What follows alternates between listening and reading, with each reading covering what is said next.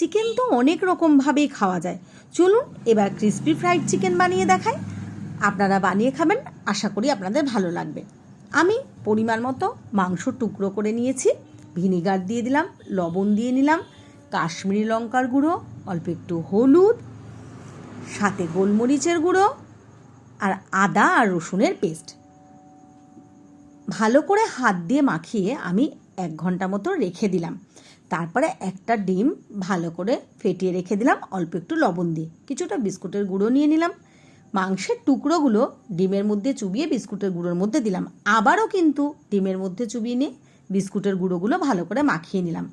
তারপরে সাদা তেল গরম করে তার মধ্যে দিয়ে দিলাম। সবগুলো এইভাবে আমি ভেজে নেব। তো আমার সবগুলো ভাজা রেডি হয়ে গেছে। আমি মিউনিস আর টমেটো সস দিয়ে এগুলো সার্ভ করলাম। খেতে কিন্তু দারুণ হয়েছিল। আপনাদের কেমন লাগলো?